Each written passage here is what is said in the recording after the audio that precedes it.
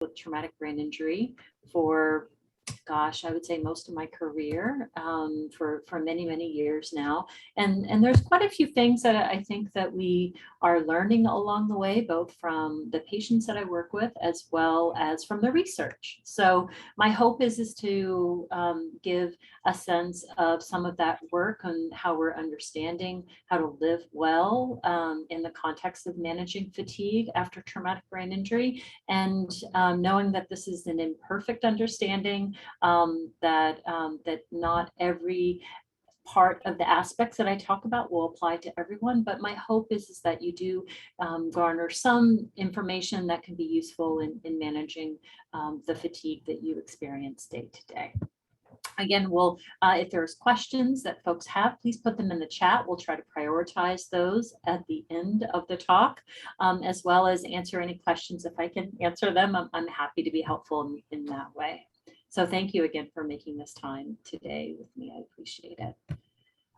So today we're going to talk a bit about the nature of TBI and fatigue and just how we understand that, as well as most important, some strategies to help manage that both the research talks about, but also that my patients have talked about that are helpful when thinking about how they've managed their fatigue. And I work with individuals that are newly diagnosed, as well as those that have been struggling for many years.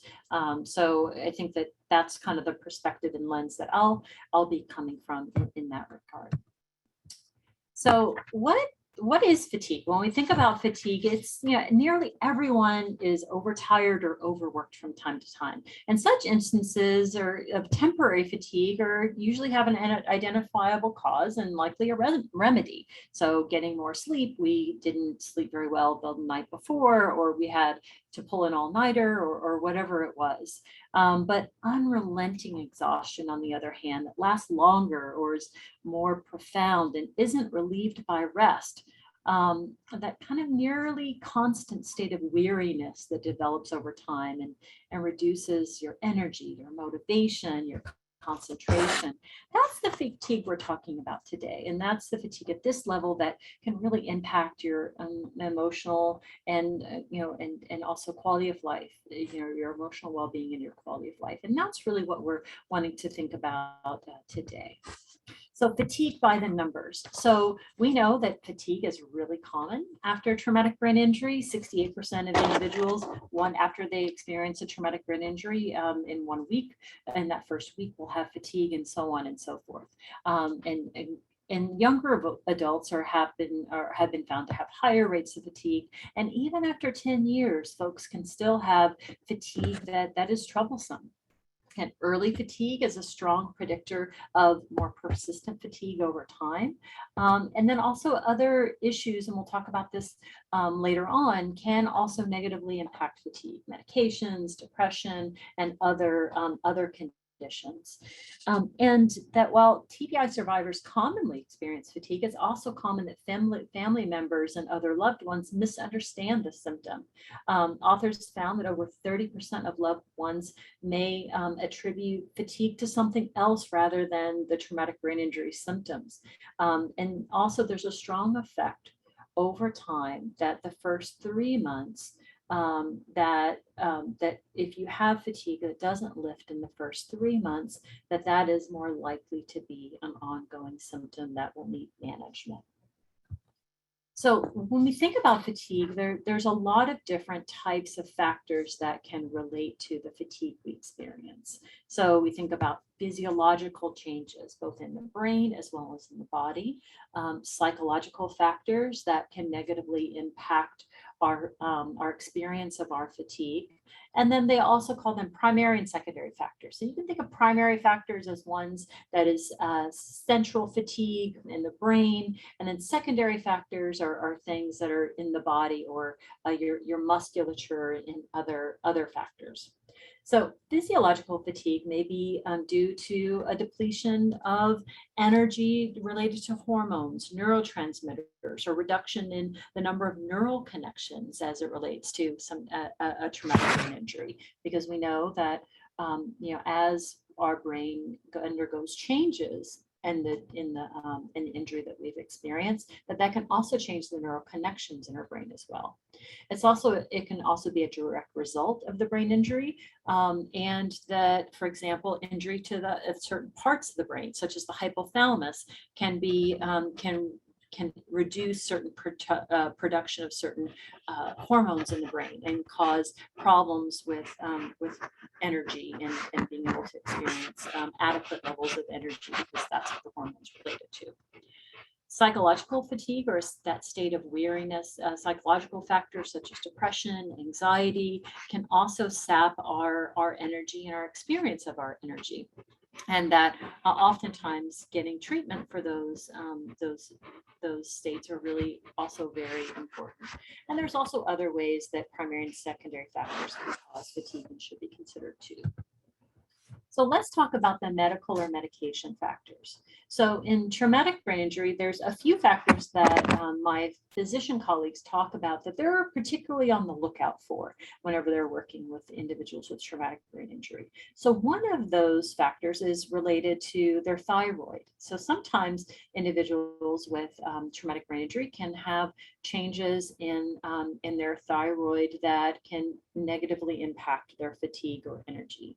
Also, there can be something called adrenal insufficiency, where there really is their body is not producing the same amount of hormones, endogenous hormones or hormones in the brain that once they had before, and that can also relate to this adrenal dysfunction can also relate to reduced energy.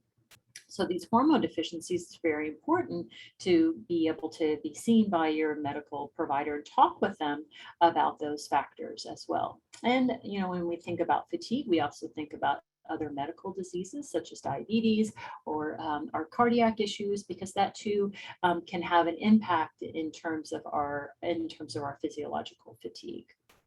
Medications that are common to individuals with traumatic brain injury, such as anti-seizure medications and also pain medications, as well as additional cardiac medications, can also worsen fatigue and can be some of the side effects associated with those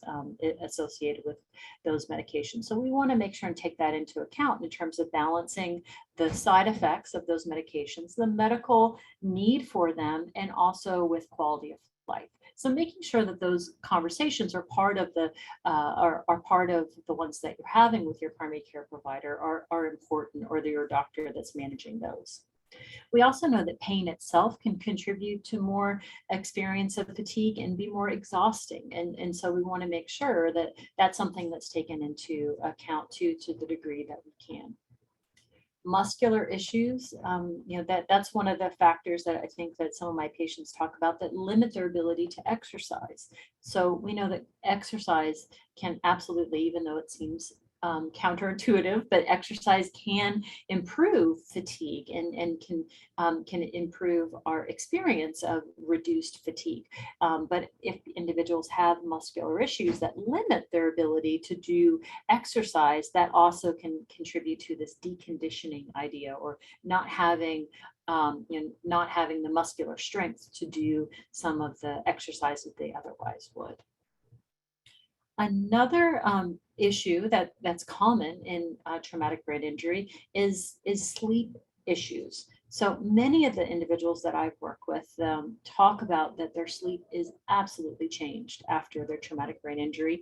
And the research also sees that too, has found that there's increased prevalence for sleep-wake cycle disturbances. So what that means is your circadian rhythms, or the time, your body clock of when you're whenever your brain is telling your body to sleep or to stay awake, can be disrupted because the brain is not working as it typically had before. And because this happens in the brain, that these sleep-wake cycles individuals can have more need for sleep than they previously had before. They have poor sleep quality. They might not necessarily sleep as well or as deeply as before. They can have changes in dreaming and other factors as well. So sleep-wake changes are more common in the traumatic brain injury population. And if you add on top of that factors like shift work, night shift work, or really a lot of environmental stimulation, such as being on your phone, and you've seen a lot of that kind of that light, that bright light right before bed, or having more like stimulating conversations right before bed. So again, your body isn't getting the time, isn't getting the message that it's time to relax. It's actually ramping up. That can also negatively impact some of those very sensitive sleep-wake cycles. We also know that as people get older, they can have more sensitivity to reduced sleep. They produce less melatonin, this sleep hormone in the brain, and that they can have more problems with sleep as time goes on. And then you add on top of that the traumatic brain injury, and it makes it that much more challenging. So when we think about when we think about individuals with traumatic brain injury, one of the pieces that a lot of my patients talk about is that that trying to pick the time of day that they feel at their best was really important, and that trying to make sure that they figure out when they're at their best and when they're not at their best, and trying to pair the activities that they would do during those times. They noted that to be particularly important, and we'll talk more about that here in just a little bit. So depression, I made that a little bit bigger than the other pieces, because depression is as characterized by having low mood more days than not, and that there also is feelings of hopelessness, helplessness, and that it just is not going, it is not going away. And though that is absolutely something, again and again, the research talks about, is one of the pieces that we really need to take into account when we think about fatigue, because of the way depression can absolutely influence fatigue and how we experience it in our body, the sense of demoralization and just thinking through mud and all the other kind of cognitive factors that go along with it. That being said, we also know anxiety, irritability, or just an overall stress intolerance, having a bigger stress response to things than perhaps we had before. And that can be absolutely wearing and exhausting, that after we have a big stress spike, or have this big kind of flood of stress, that afterwards we can feel very exhausted, very fatigued. And that also can really kind of lead us to having more challenges with managing our energy. So let's talk a little bit about that. Primary fatigue is fatigue directly from the injury or disease, and a direct result from diffuse injury affecting the brain centers it's affecting the centers of the brain that control arousal, attention, response speed, right? So there's been some studies looking at how individuals with brain injuries, it takes so much more energy to complete a task that they had before. It takes much more cognitive resources to be able to complete a task. So they can maybe complete something, but it takes longer to do it, and it takes more brain energy to be able to do it. And then so we have that factor, but then there's also the secondary fatigue, where you might have sleep disturbances, you might have depression, you might have muscular issues, and we think about that. Both there's the brain part and also all the other things that go around with fatigue. So some of my patients talk about, like, well, that is all good. So I know I have fatigue. You didn't have to talk me into that. So you didn't even have to say that it was due to some of these other factors. I kind of already know that, but really what I'm here for is trying to figure out, what do I do about that? And how do I think about managing this? If this is going to be something I need to manage over time, and that it's not something that seems to be going away. It's just one of those things I'm needing to manage. How do I live well despite some of these changes? And one of the things that I think about is something called the coping hypothesis, that we have kind of these demands upon us that were in our life before our injury, and that we continue to think about all the things that we need to do, and not necessarily all the energy that it's going to take to get them done. And that to meet the demands of every day, that we can end up overtaxing ourselves, and that can create much more stress and fatigue. And then that there's this cycle that kind of that we get a little bit of energy, we then have the stress associated with that. We have this sense of a symptom flare. Maybe our cognition gets worse. We feel exhausted, and then we need to rest, and then there can be these sense of kind of guilt or sadness or frustration or anger, that kind of come up from this. So it's figuring out how we can bolster our coping with fatigue, how we can look at the factors that we can modify, and with from a medical perspective, and then also figure out how day to day we can manage this. So so living well despite fatigue, or even in the context of fatigue, one of the major pieces is having a really good medical workup if you haven't had that before. So talking with your medical provider about, doc, I don't think we've checked my thyroid in a while. I really want to make sure that there's nothing going on there. I really want to make sure that that we're looking at my overall cardiac health, and we're looking at all these other things. I want to make sure that, can we talk about depression, because I'm feeling kind of down and out. And I think that that's making me more fatigued and stressed, and leading to less stress tolerance than I'd like. So making sure that those conversations are absolutely on the table when you're talking with your medical provider. There can be other factors too, such as sleep apnea or other kind of issues that crop up that we need to take into account too. So that's a really important piece, that I think that if you don't have a primary care provider and these aren't conversations that you're having, that we're making sure that that's a conversation that we're having, and that we are going a long way towards making sure that your cortisol levels are checked, that your testosterone levels are checked as appropriate, as well as looking at thyroid and other issues, metabolic issues like diabetes and cardiac issues. Medications also are something that absolutely can impact fatigue, both positively and negatively. So there is a small literature that talks about use of stimulants, and that would be things like Ritalin, Adderall, Nantidine, things like that. And I'm not a medical provider. I do have a background in nursing, but I'm not a medical provider. So again, I like for patients to know these are typical things that are on the table for management, long-term management of fatigue, but they also have side effects, and not everybody's a candidate for those things either. So wanting to make sure, again, that those are conversations you're having with your medical provider. If you can consider a trial of those medications, both there's also some of the patients talk about in the management of their depression and anxiety. There's certain medications that can be helpful in terms of that and managing those side effects. There's also the consideration of your existing medications, talking with your pharmacist about, are there ways that if I'm getting really, if I'm on a anti-seizure medication that's giving me a lot of fatigue during the day, can I take it at a different time of the day?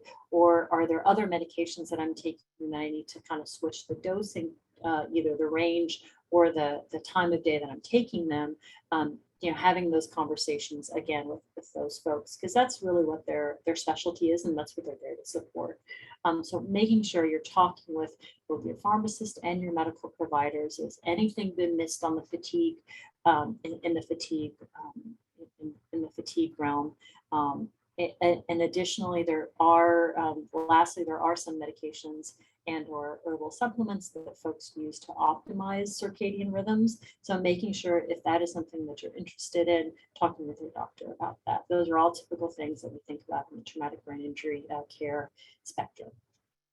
Sleep optimization is a major, major, major thing, as well as pacing, and we'll talk a little bit more about that. So again, talk with your medical provider about a medical workup. And then talking about managing medical and other coping issues. And then talking about sleep optimization, I think, is also another component to it. And, for example, having, really thinking about the sleep, your sleep architecture, that's what we call it, sleep architecture, or all of the things that lead up to letting your body know that it's time to go to sleep at night. So, for example, me personally, I've struggled with insomnia for many years, and and one of the things that I noticed that I was doing was I was drinking caffeine too late, and that I was on my screens also too late, and also doing kind of too stimulating of things before I went to bed. So my body was getting a little bit of a mixed message that no, no, no, it's light, it's wake time. No, no, no, it's sleep time. So and that definitely, as I've gotten older, I've less tolerance for those sorts of things. So making sure you have winding down activities just prior to bedtime, having a good sleep routine, limiting caffeine in the afternoon. I think that also a lot of my patients, as they get older, they notice that they have much more sensitivity to caffeine, and also alcohol as well. That's also, sometimes people will, some of my patients talk about they'll have a drink or two before they go to bed to relax. And unfortunately, that can end up causing more disruption of your sleep than not. So it can, there's some research that talks about how alcohol negatively impacts certain sleep waveforms, and can make it so that you get less restful sleep. Um, and if your partner is noticing that you're snoring a lot or having a lot of snoring behavior, again, that was something you'd want to make sure to talk with your doctor about, so that way you can get it checked out to make sure it isn't something more ominous. Avoiding stressful, stimulating things before bed. So try not to, if you're having trouble sleeping or sleeping with something that's challenging for you, trying not to watch that really activating movie or the news right before bed that's distressing. Because again, the idea is we're easing down off of that stress response, and wanting to make sure and reduce the stress that you're exposing yourself to before bed.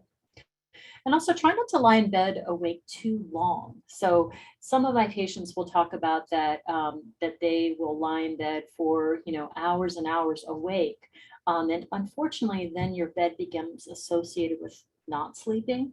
And so what we oftentimes encourage is trying to make sure, if you can't sleep within 20 minutes, getting up, doing something boring that doesn't require a lot of stimulation, like a chore or reading a book or something like that. Even sitting in a different chair. Some of my patients, they don't have other rooms to go to or anything like that. They just kind of will go and sit in a different place until they start to feel tired, and then try again. And there is some evidence for light therapy during the day. So making sure you're getting good light during the day.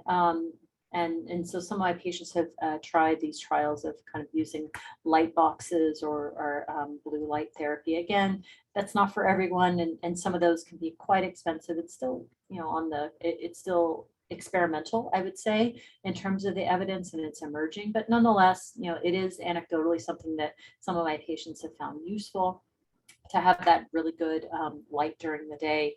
But conversely, so making sure that they're not turning on a lot of LED lights at night, not using their screens or using apps on their phones that kind of reduce the blue light. Those are all factors, I think, that can help to just optimize sleep in the context of this. So when we think about behavior and pacing, so those are a lot of things that you can begin to work with other folks about in optimizing sleep. But really, when we're thinking about pacing ourselves, that's a major piece of fatigue management, of managing fatigue, is really beginning to think about, when I'm fatigued, how do I feel? So some of my patients talk about when they're fatigued and stressed, maybe their thinking gets a little more muddled. They can't quite think straight, or they become more irritable or more fussy with things, that they just have less of a tolerance for the kind of stresses of life. And that these symptom spikes happen in the context of their fatigue. And being aware of that, if you can name it, you can tame it, so to speak. So if we can begin to associate, when I'm feeling fatigued, these are some symptoms that I have. And when we don't use pacing, what can happen is we can become fatigued, and then we try to rest, and then we can then kind of begin to avoid certain things in our life because we're so exhausted. And so we have these wide swings, and that's over here where when we're not using pacing, we can go from feeling okay to feeling totally exhausted. And then there's this overdoing and underdoing roller coaster that can happen, that our symptoms become very intense. And the idea is that maybe it's not realistic for us not to have any symptoms of fatigue, but maybe if we can use some pacing, we can just make that a little bit more manageable. So maybe we'll still have some moderate symptoms, but we'll recover a little bit faster. And so that's where the idea is, if we begin to do something a little bit earlier about when we start to feel the fatigue coming on, that kind of an ounce of prevention is worth a pound of cure. So if we can begin to do smaller things earlier on and slow down those wide swings, we'll end up not having to kind of have so many long periods of recovery. Because what happens when we go and have these really intense symptoms, it takes us much longer to recover than if we hadn't done that before. So this is kind of what I'm talking about, where we need so this is the stress curve. I did not come up with this. Researchers came up with this idea that if in the green here, if we don't have some sort of deadline or something to do, then we are not going to get much done, and we're pretty laid back, right? But as we do more and more, there's an optimal level that we can do before we start to feel exhausted, and that we can end up in this burnout. Right. And what we know, or what we're beginning to know, is that people with traumatic brain injury in general, they start off with less energy and they run out faster. So these columns are skinnier, and it doesn't take much for them to get into the red as compared to how they were before. So there's the sense of comparing how they were additionally before their injury to now. Well, I used to be able to go all day, and it wasn't a big deal for me to do all these things during the day. And now I feel like I can't hardly do anything. And then after an hour, I'm tired. And so that is a very typical kind of experience for many of the folks that I work with. And additionally, as they're comparing themselves to how they were before the injury, not how they've been since the injury, but how they were before, that adds additional stress and sadness and grief and loss that, again, must be grappled with. So when we're thinking about how to manage this, I begin to think about it like a stoplight. So green is go, yellow is slow down, and red is stop. And so when we begin to think about tracking our fatigue, when I'm working with individuals, we're talking about what was going on when I was getting tired. What are some of my triggers for fatigue?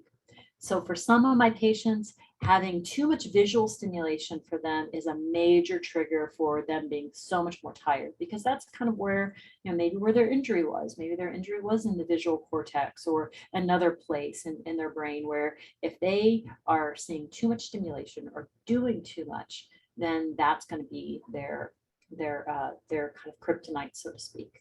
So the more we can begin to understand the factors that lead us to being more fatigued, and begin to identify that early on when we're maybe in the yellow, not when we're in the orange or in the red, but if we can begin to identify that early on, we can then begin to build some strategies to manage bringing us closer to green, and beginning to work on what works for me. Not just that I'm in the yellow or in the orange, but what helps me get back to the green. So really kind of focusing on the workability of things. So for this individual, they were watching a friend's dog and cat. And they had to do it 3 times in a week. They had to go over and see them, and they walked them at night, and then they kept their usual schedule during the day. But what they noticed is just adding that extra kind of thing in where they had to go over and do all the hassle of commuting to a friend's house and dealing with the dog and the cat, that they just felt really drained at the end of that. And that they felt like even their hands weren't starting to work well, and that they were having muddled thinking. And they were also having the sense of shock and anger that, wow, I can just do this. I can't even add this one thing that I wanted to do for this individual. And so there's this additional feeling of loss and sadness.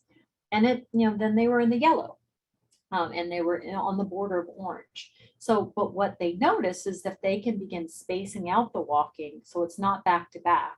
So if they could take care of the dog and then take care of the cat later, that was better for them. And they also noticed that they were able to do some physical activity, some exercise, build that in, that felt better, because it was draining to deal with the dog and all of that, because it was something that they were not accustomed to. But if they could also do some physical activity and space things out, they were able to pace it, and it worked better for them.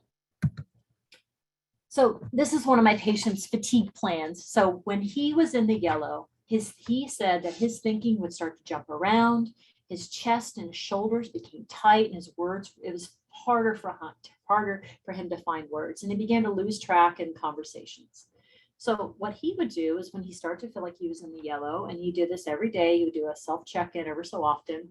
He would walk around, eat a snack, he'd kind of get up and kind of eat a snack. He'd step outside, get some fresh air, and he would also just have like a low stimulation break, because we know that overstimulation is something that's easily happens after you've had an injury like he had.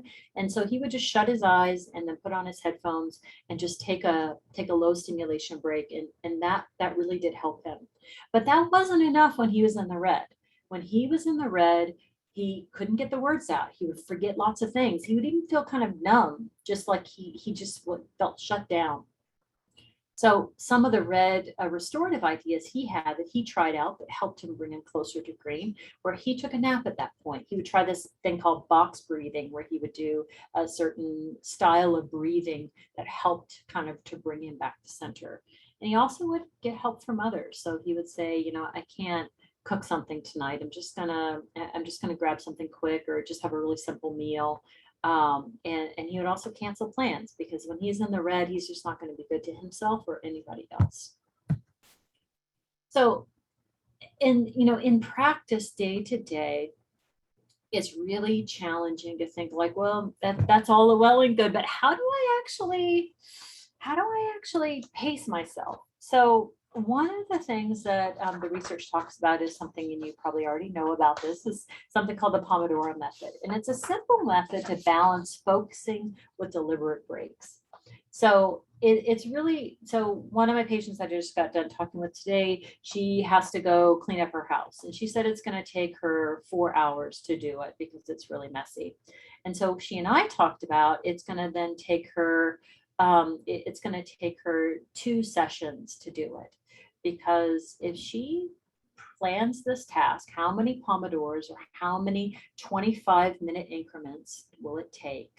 She was going to, and before she took a break, so she would go for 25 minutes and then take a 5-minute break. And when she's in that 5-minute break, she would do her red, yellow, green. So she would like, okay, well, I did about 25 minutes of cleaning, and then I did my red, yellow, green. And I was in the green still. But after about 2 of those periods of 25 minutes, I needed to actually was starting to get in the yellow. And so I needed to do a couple of my strategies. So I needed to shut my eyes and take a little bit of a longer break. And the idea is to protect your Pomodoro. So in that 25 minutes, you're just doing what you need to do if you can do it. And also no sneaky working during your break. So trying to have the idea that you're working is for work and breaking is for break. And she used an alarm to go off every 20 minutes. She could not keep track in her mind of when 25 minutes is when it went by. That was one of the challenges she had, that she couldn't track time. So we used an alarm, and that really helped her to think about, well, it's going to take me, it's going to, instead of 4 hours to get my house cleaned up, there's going to be 2 periods that I'll go and do it. And then after she would do these periods of exercise, she would have of doing task, she would have a much longer break. So she'd have a 15-30 minute break. Again, it's giving her permission to not compare herself to how she was before, but really taking it on it as it is, and focusing on the workability of getting things done in the context of that. So again, this is just another idea of working at intervals. So you work for a 25-minute interval, and then you take 5-minute breaks. And then after four times of that, you take a longer break. But then also you're adding this idea of keeping in mind that, that you want to rebalance in that break how much fatigue you're feeling and what restorative practices you use. So if you're in the red, you might need to break more than 5 minutes and take a nap, or what have you. And that, I think, is the piece that many of my patients find to be useful. So these are some helpful questions that my patients have kind of told me over time, that whenever they're thinking about pacing. So how much fatigue and stress am I feeling? Red, yellow, green. How I'm currently doing things workable? What's in my control? What's not? Because sometimes there are certain instances that it's out of my control.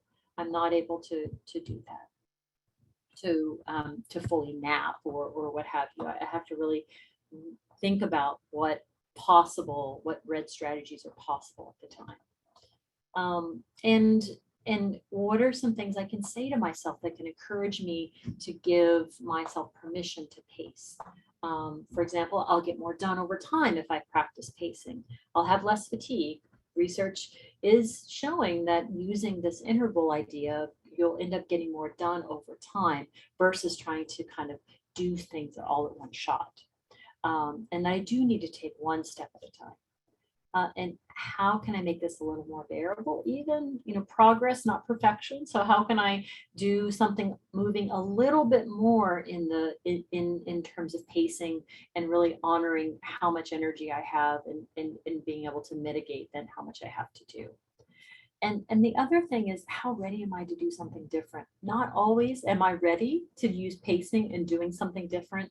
And that's okay too. This is a process to be able to get better and better at it. And it does take time and practice to be able to do that.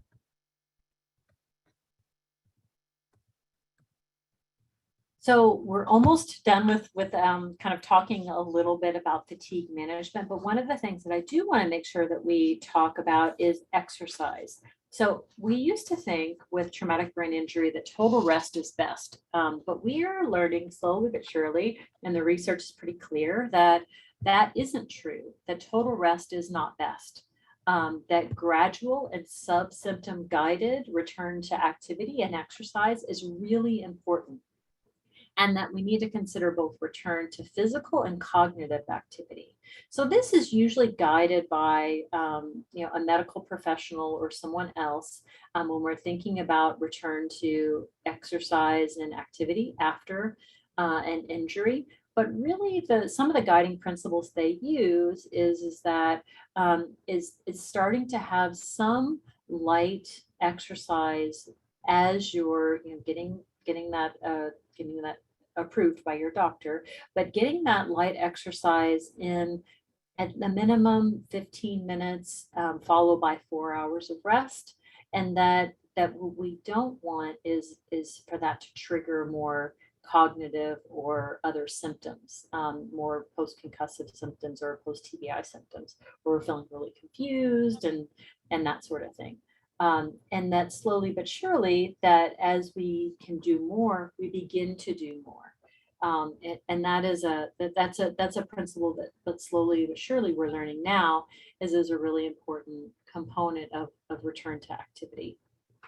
Again, this is something that we use in our concussion clinic, and that we're finding to be really useful, and that slowly but surely beginning to resume activities as much as you can, especially physical activities, exercise, that can really help with fatigue management. So one of the last things I want to make sure and talk about is overstimulation. So this is something that isn't talked about a lot it isn't talked about a lot, I think, and isn't talked about enough, but this is something my patients talk about all the time.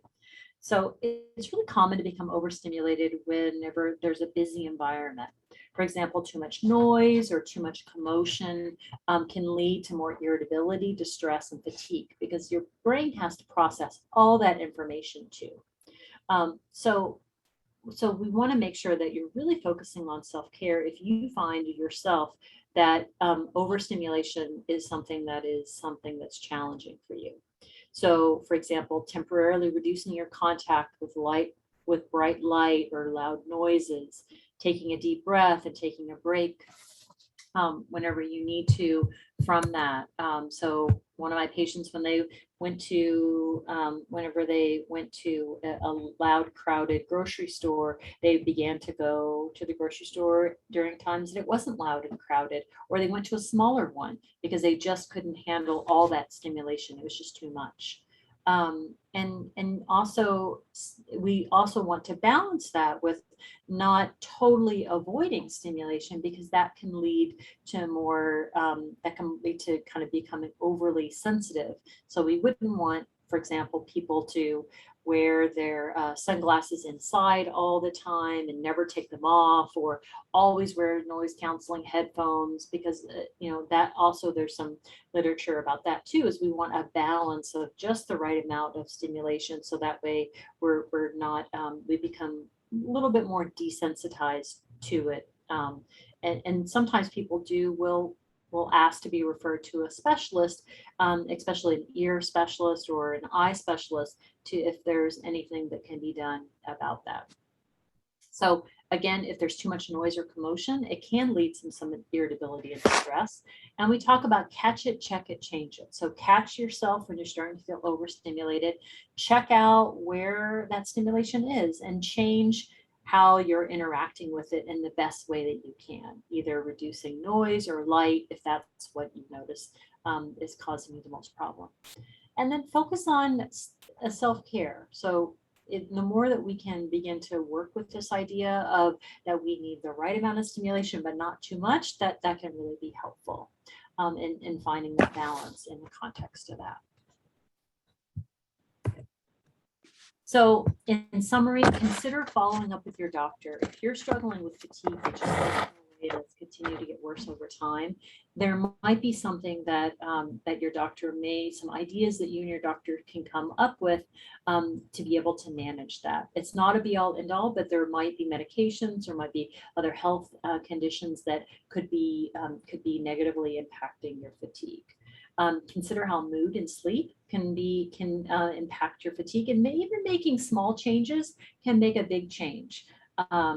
Adding in some gratifying things to do can lift our mood, but also making sure that we're getting good sleep and targeting those types of sleep problems that are getting in our way.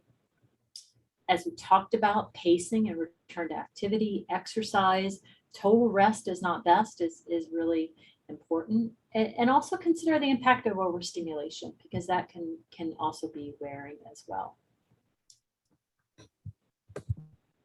So thank you so much. I appreciate everyone's time and attention. I hope there was something in this that was useful and helpful as we're thinking about how to manage this very thorny issue of fatigue over time. Thank you, Dr. Wire-Hamura. That was absolutely fabulous.